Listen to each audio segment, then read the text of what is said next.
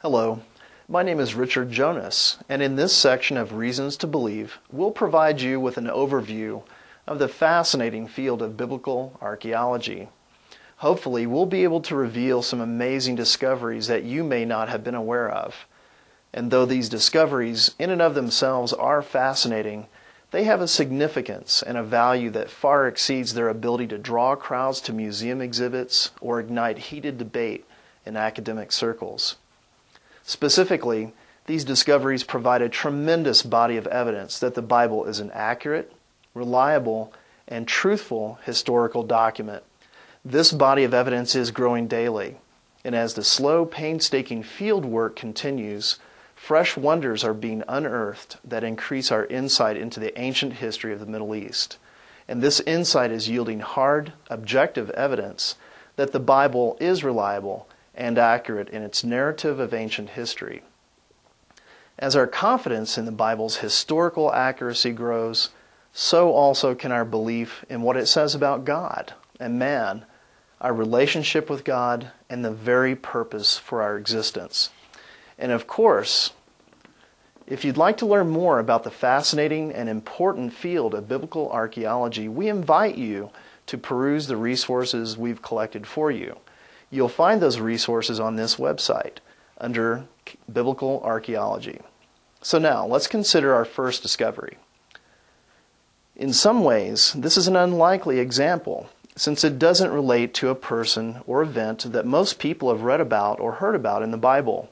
It's about a man who, in several translations of the Bible, is named Nebo-Sarkeesium. In the Old Testament book of Jeremiah, chapter 39, verse 3, Nebo-Sarkeesium is specifically named as an officer in the army of Nebuchadnezzar, who was the king of Babylon.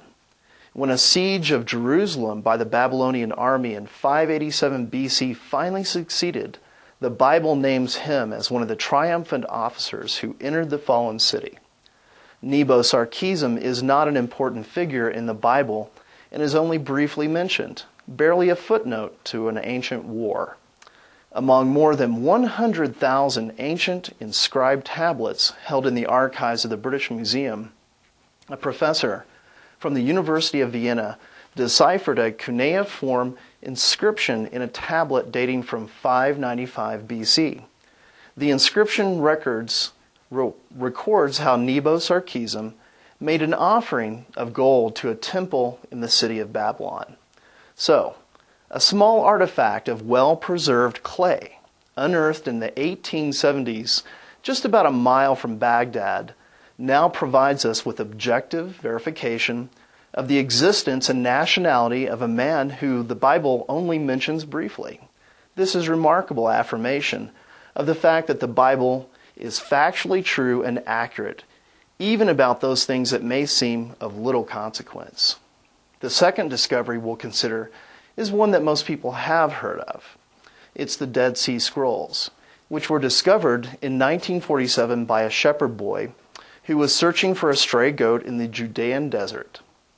In that first cave, it turned out to be one of 11 caves that contained thousands of precious artifacts, ancient scrolls on which were written every book of the Bible except the book of Esther. After exhaustive examination, it is now commonly believed that the oldest recovered scrolls date from 152 to 63 BC, and the newest are from the Second Temple period, when Jesus of Nazareth lived. Therefore, these recovered writings of the Old Testament are older than any other surviving manuscript by almost 1,000 years. Now, those who challenge the authority and authenticity of the Bible often make the charge that the process of translation over thousands of years has corrupted the text of the Bible, that it has been changed in so many ways that we cannot trust our modern translations to accurately reflect the original writing.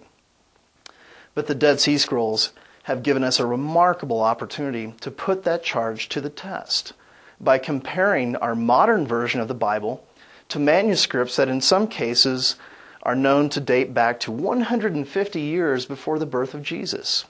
And what do the comparisons reveal? The fact is that over 95% of our modern version of the Old Testament is word for word identical to the text recorded on the scrolls. Specifically, in the book of Isaiah, of the 166 Hebrew words in Isaiah 53, only 17 letters in the Dead Sea Scrolls differ from the modern translation.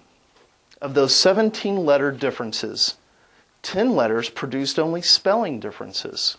4 letters represent simple stylistic changes. And the remaining 3 letters add the word for light in verse 11.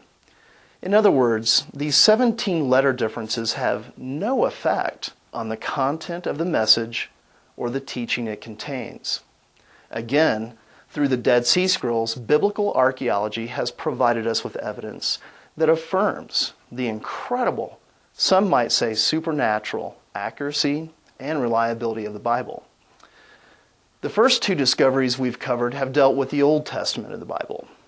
And the third that we'll consider for this presentation deals with the New Testament and with a historical figure who is familiar to most people.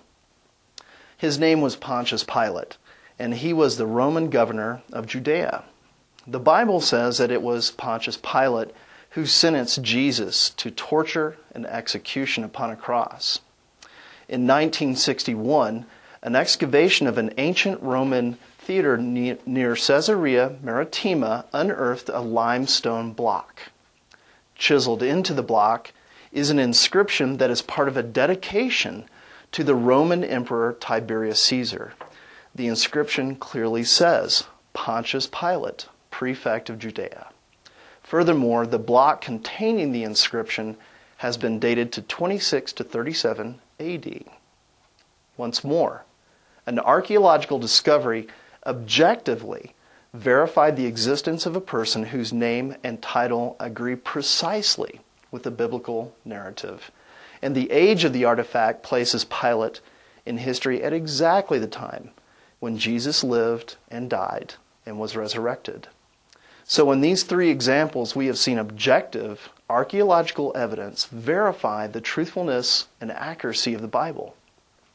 But what is the larger verdict when we look at hundreds and thousands of artifacts and sites that have been discovered? As Rabbi Nelson Glueck, a prolific expert in the field of biblical archaeology, once stated, it may be stated categorically that no archaeological discovery has ever controverted a biblical reference. Scores of archaeological findings have been made which confirm in clear outline or in exact detail historical statements in the Bible. And by the same token, proper evaluation of biblical descriptions has often led to amazing discoveries.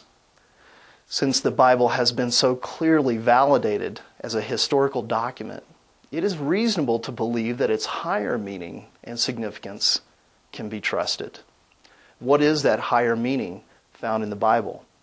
It is that God exists, that He created the universe and everything within it, and that He personally loves and cares about each of us. We can know God.